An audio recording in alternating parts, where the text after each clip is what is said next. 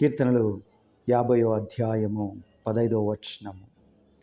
ఆపత్కాలమున నీవు నన్ను గూర్చి మొర్రపెట్టుము, నేను నిన్ను విడిపించెదను, నీవు నన్ను మహిమపరిచెదవు. ఆమేన్.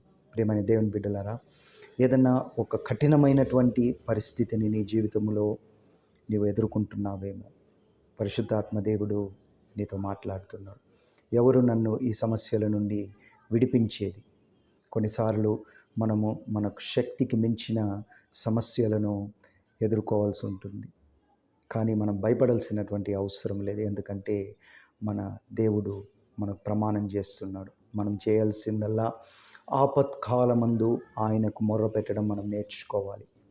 అనేకసార్లు మనం మొర్రపెడుతూ ఉంటాం, కానీ మనుష్యుల ఎదుట మనం మొర్రపెడుతూ ఉంటాం. దానికి మనకు సహాయం రాకపోవచ్చు, జవాబు రాకపోవచ్చు. కానీ మన దేవుని ఎదుట మనం మొర్రపెట్టినప్పుడు ఆయన ఖచ్చితంగా మనను విడిపించడానికి ఆయన శక్తి సామర్థ్యములు కలవాడు.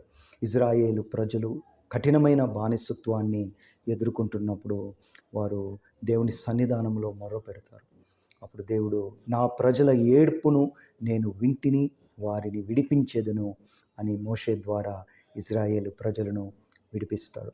మన దేవుడు వాగ్దానాలను నెరవేర్చేటువంటి దేవుడై ఉన్నాడు. మనం భయపడాల్సినటువంటి అవసరం లేదు. మనం చేయాల్సిందల్లా ఆయన సన్నిధానానికి వెళ్ళి మన కష్టాలను, బాధలను, ఇబ్బందులను, ఇరుకులను ఆయన సన్నిధానంలో మనం మొర్రపెట్టినప్పుడు ఆయన వాగ్దానము చేసి దాన్ని నెరవేర్చేటువంటి దేవుడై ఉన్నాడు. మన ప్రార్థనలకు జవాబిచ్చేటువంటి దేవుడై ఉన్నాడు. ఆమెన్. God bless you.